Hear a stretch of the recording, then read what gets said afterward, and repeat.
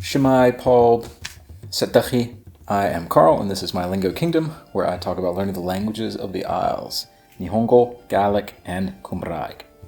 And recently, the UK government just put out their recent survey results for England and Wales. And one of the things that they focused on was the Welsh language and how it's doing in Wales compared to the last census. And that is what I want to talk about today and kind of break down and kind of tell you what I can see from the census results and what it kind of means for the future of the Welsh language. So the first thing I want to take you through is this Welsh language census presentation made by the Welsh government. Now, we're not going to look at everything, but I'm going to kind of cover some things that I thought were fairly interesting. Just as an overview, they talk about how this census compares to the one from 10 years ago and how that compares to other types of data sources that they have on the Welsh language as well.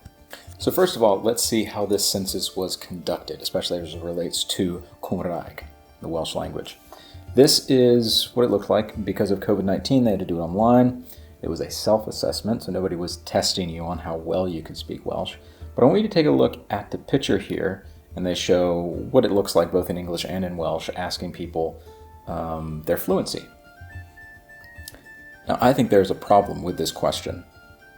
And if you know what that problem is, if you want to guess what the problem is with that question, then let me know it down in the comments. But we'll get to that. We'll get to that later. So, the amount of people that can speak Welsh out of the population is down to 17.8%. Now, I know this looks like it means that it is down 17.8%, but it's really down to 17.8%. And here's what I mean. If you look at the next slide, 10 years ago it was 19% of the population, and now it is 17.8%. So that is a 1.2% decrease, not a 17% decrease. Taken in that context, a 1.2% decrease doesn't seem like it's that bad. And I would tend to agree with that, but I think there's also some nuance that we need to add here, because you've got to think about how this relates to kind of the history of Wales as far as how long this survey has been taken, and also the different age groups within that. So first, let's look at all of the different time periods which this has been taken. And they've been doing it for about 100 years, except for, of course, World War II, as you can see here. You can see there was kind of an increase in the 90s, and then there's been a slight decrease here, but it's still kind of, I would say, fairly flat. Generally, there is still a decrease. But let's look at how this compares to the different age groups, right? So if you see here, the earliest age that they start with is 3-year-olds. There's a decrease in 3 to 4-year-olds, a decrease in 5 to 15-year-olds, but then look, 16 to 19, 20 to 44, there's actually an increase. So that means the people that were in these other brackets here 10 years ago, some of them have now moved up to where the brackets are now. And so that has still led to an overall increase for those age ranges, which is actually a good thing. So let's talk about the younger kids. This graph here shows percentage of people aged 3 or older able to speak Welsh by single year of age. There's this huge spike up here when people are, just a few years old, and then once they hit their late teens, then it plummets down to below 20%. So why do you think that is? Well, you'd say obviously it's because that's the ages when people are going to school, and that's when Welsh is a required subject. And so you have to learn Welsh if you're going to school in Wales. From what I understand. So especially when you compare it to 10 years ago, I'm not going to lie, this does look kind of bad. Not only are people losing a lot of people lose the Welsh that they have once they get into their teens, but also compared to 10 years ago, we have even fewer people. There's still a spike, but it's a lower spike than it was 10 years ago. So that doesn't seem good, but let's keep going. So it's typically known that in the north of Wales, you have more fluency, in the south of Wales, you have less fluency. And in general, that's kind of true.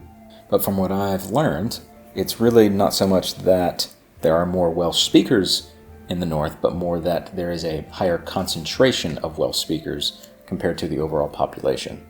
So basically, there's a much larger population in the south, and so there are a higher total number of Welsh speakers in the south. But that's simply because southern Wales has a higher population in total, whereas the north of Wales is less populated, and therefore that population has a much higher density of Welsh speakers. So in that way, it's kind of like this isn't really the whole picture from what I understand. So another thing I want to point out, and this might not be accurate because of course I'm not a statistician or data scientist. I'm only a UX researcher. But one thing that I noticed that could be a correlation is this right here. The population in Wales has gone up 1.4% since 2011, and that most of that is driven by people migrating into Wales, right? And we've got a large increase down here in the south, near Cardiff, all right? And what else did we see an increase in? We also saw an increase in the percentage of people 3 years and older able to speak Welsh. So what this says to me is there could be a connection between the amount of people who are moving into Wales, especially in the southern area near Cardiff, and are then sending their kids to school and then learning Welsh. So not only is the local population, of course, learning Welsh, but even the people who move to Wales then are also adopting the Welsh language, which is actually a really good sign. And that's something that it's kind of hard to tell if you just look at these slides individually without really comparing them to one another. So on the whole, it's looking kind of bad for Wales, right? We've got 3/4 of the population that doesn't speak Welsh, and we've also got this big decrease with the younger kids. Even though they're in school, they're still losing a lot of it. The only good thing, it seems like, is that there is an increase with people kind of late teens to 20s, 30s, 40s. It seems like that's the only ray of hope. But in reality, it doesn't tell the whole picture. And the reason for that is because of that poorly worded question that I mentioned earlier. And the reason why is because that question, the way it's worded, is a simple binary. Fluency is a spectrum. It's not so simple as to say I can or I can't speak, XYZ languages. That is not reflected in this question because it says, can you understand, speak, read, or write Welsh? Whereas it should be something a little bit like this other survey from Wales. If we go to other data sources about the Welsh language, if you look at this shows us results from the National Survey of Wales, which is different than the UK Census. Reported Welsh-speaking ability for ages 16 or older, so they didn't focus on the children, interestingly. And notice how they asked the questions. I'm fluent, I speak a fair amount, I only speak a little, or I can say just a few words. They assume that that's the least amount, is that you can say a few words. They don't say I have no Welsh. They say I can speak a few words. And this to me provides a much more holistic picture of the amount of Welsh in the country. Because fluency in a language is on a scale and is not a straight black or white binary, you see that reflected in this graph because it shows some people consider themselves very fluent and some people consider themselves to only be a little bit fluent. And so once you get to that part, you can actually see there's an overall increase in the amount of people age 16 and older who are saying that they speak some Welsh. Now there is this outlier right here for 2019 and 2020, and I'll give you one guess why that is. You can even see on the previous graph that there's a dip right here because they had to change how they were doing their surveys because of COVID. But overall, if you ask the question differently, you get the answer differently, and then that will determine the type of data that you get and ultimately how you analyze and interpret that data. If the question in the census had been asked a little bit more like the question in the national survey, I think we would get a more accurate reflection of how Welsh is doing in Wales. So, kind of taking that lens and looking back at this original graph from the census, I mean, if people are just asked, can you speak Welsh? You've got anybody from they can speak a few words to they speak a fair amount but they don't feel fluent. They might have marked no for this, even though they speak way more than I do. I'm like A1 for Welsh. I'm not 0, but I'm definitely not very far on that spectrum yet. I'm still in the beginning of that journey. Another thing that my friend Ben Llewellyn mentioned is that another reason there's probably an overall decrease in the percentage of people who speak Welsh is because the older speakers of Welsh have been dying off. You've got a lot of baby boomers and even older folks who are fluent in Welsh or were fluent, and now since they've passed away, that makes the overall numbers look like they're decreasing. So we've looked at the presentation. Now let's hear from the chief statistician of the Welsh government to get some more insights on what all this data actually means. Now look at this. This is a key piece of context that I think often gets missed. What we do know from educational data is that around half of children being taught Welsh as a first language do not speak Welsh at home. what could that mean? How could that impact things? Children and young people who are able to speak Welsh are substantially less likely to do so with their friends outside of school than at school. And this is, of course, could be impacted as well by the pandemic. If you're learning Welsh at school, but then you're not speaking Welsh at home, and you're not speaking Welsh outside of the school, then that means your whole reason and context for speaking Welsh is school. So when you're out of school, not only when you're not there and when you're at home, but also when you leave school, there's no reason to speak Welsh anymore. And that could lead to why we saw that big decrease of people who, once they get into their teens, they're done with school, don't have to speak Welsh anymore, because it's not being spoken in the home and it's not being spoken outside of school. And that sets them up to where school is the only place where they think they need to speak Welsh, even if they're speaking it all day long when they're at school.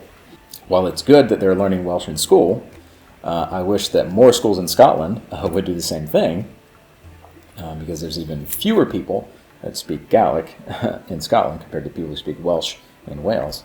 But I think that this kind of shows that there still needs to be more cultural change around the language as it's perceived kind of in the public sphere and especially in the home.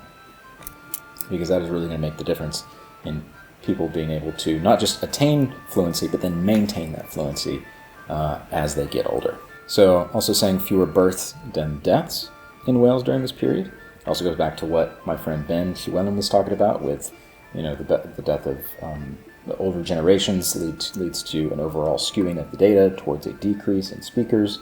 But one thing that I want to mention, which is particularly relevant to me, and maybe to some of y'all, is that, look at this. We know from previous censuses that people born outside Wales are much less likely to report being able to speak Welsh than people born in Wales. Well, no, duh, of course. But that doesn't mean that there's no one outside of Wales that can speak Welsh.